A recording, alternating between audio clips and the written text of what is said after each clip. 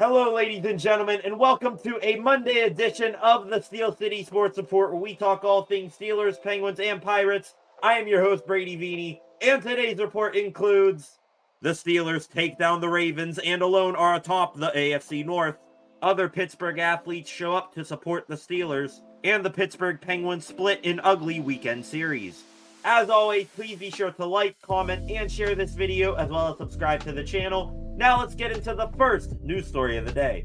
The Steelers take down the Ravens and alone are atop the AFC North. Happy Victory Monday, Steelers Nation, as yesterday your Pittsburgh Steelers got their first divisional win of the season, defeating the Baltimore Ravens in a drag-em-down, knock-em-out matchup 18-16. Here's a recap of how this one went down. The game started off with a bang as returning Steelers outside linebacker Nick Herbig punched the ball free from Ravens running back Derrick Henry, and the Steelers recovered on the second play of the game. The Steelers ultimately put up 3 points off that turnover, which were the only points scored in the first, among punts galore from both teams, a turnover on downs by the Steelers, and 2 missed field goals by Ravens kicker Justin Tucker. In the second, the Ravens put up 1 touchdown drive that was sandwiched by Steeler field goals at the beginning and end of the quarter. The second Steelers field goal was credited to the defense, who forced another fumble and recovery deep in Ravens territory. After halftime, there were only 3 full drives completed in the third quarter that all ended in field goals, 2 for Pittsburgh and 1 for Baltimore.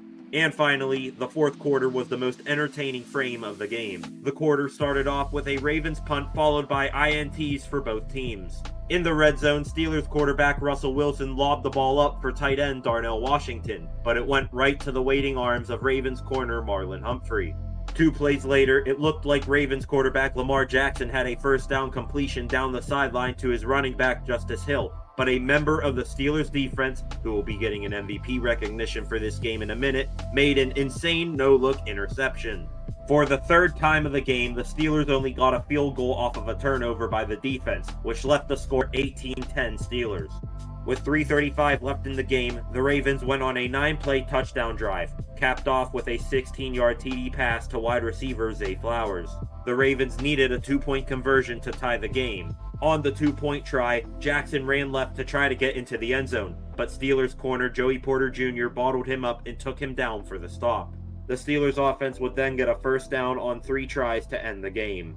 With that, here are my MVP picks for the Steelers from this massive first divisional win of the season. The first MVP on everybody's list should be Mr. Automatic kicker Chris Boswell. For the second time this season, Boswell single-handedly, or I guess in this case single-footedly, won the Steelers a game by scoring all their points. Against the Ratbirds, Boswell made all 6 of his field goal attempts, with 3 of them coming from 50-plus yards away, the longest being 57 yards. Without a doubt, the Wizard of Oz is the best kicker in the NFL right now, and he is also on pace to beat former NFL kicker David Akers' record of most field goals made in a single season. Boswell has 29 field goals made already this season, and the record is 44. The second MVP goes to a position room instead of just one person, and that room is the middle linebackers. Let's start with the former Raven himself, Patrick Queen. Queen was on a mission to make life a living hell for the team that didn't once offer him to return last offseason, and that is exactly what he did. Sticks was everywhere, making 10 total tackles, 1 tackle for loss, and at the end of the second quarter forced a huge fumble and got the recovery. Watching this video, I think Queen is very happy to be in Pittsburgh. Queen's partners Alandon Roberts and Peyton Wilson also had commendable performances. Roberts recorded 3 total tackles, with 1 being a thunderous hit on Derrick Henry, and Wilson was the Steeler who had that amazing no-look interception, ripping it away from Justice Hill midway through the fourth quarter. I said going into this game that whether the Steelers won or lost would depend on how well the middle linebackers played. I'm glad to see that I was right. And the final MVP of this game is someone who only played 3 total snaps, in quarterback Justin Fields. In 2 of those 3 snaps, Fields came in for clutch-designed quarterback runs, one of those runs almost getting the first down to seal the game. The usage of Fields made the Ravens' defense uneasy, and not only helped open up the playbook for this game, but for future games. Also, Fields earns this MVP for mimicking Lamar Jackson in practice all week leading up to this game. This matchup between the Steelers and Ravens was classic AFC North football. All the experts and analysts who predicted this game to be a high-scoring affair were completely wrong. Once again, the defenses reigned supreme, but the Steelers' defense made more turnovers. Two-time MVP Lamar Jackson still can't beat Pittsburgh, and he now has a 1-4 record against the black and gold, with that one victory coming when the Steelers were starting Duck Hodges at quarterback. Also, shout out to head coach Mike Tomlin for beating both Harbaughs in the same year, and getting his team to the top of the AFC North, something that very few expected coming into the season. In all seriousness, the Steelers need to work on a lot of things in order to secure victory more fluidly, as Tomlin likes to say, before these two teams meet again. However, those adjustments for the Ravens will need to wait, as the Steelers now need to quickly turn the page to the Cleveland Browns as they do battle on Thursday night. Other Pittsburgh athletes show up to support the Steelers. The thing I loved seeing the most on Sunday was the Steelers beating the Ravens, but the second thing was seeing other Pittsburgh athletes show up at Acrisure Stadium in support. Members of both the Pirates and Penguins were in attendance for Sunday's Steeler game.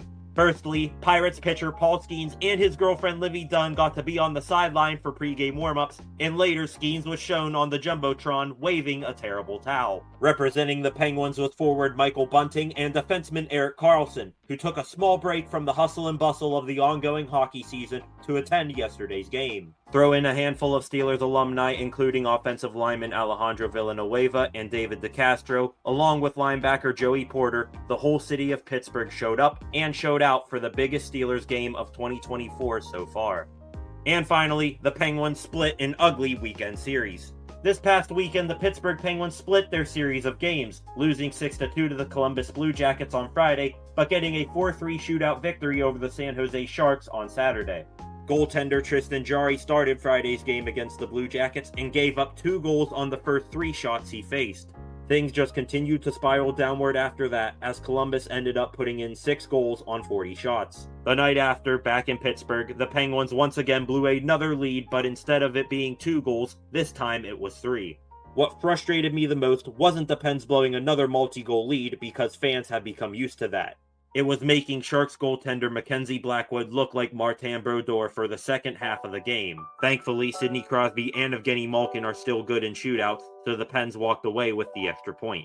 Really, the only positive from this weekend's game is that defenseman Owen Pickering and forward Vasily Ponomarev looked good in their first game as Penguins. The Pens will now begin a 10-game gauntlet over the next 2.5 weeks that includes very tough matchups against the Winnipeg Jets, Boston Bruins, Florida Panthers, New York Rangers, and Toronto Maple Leafs.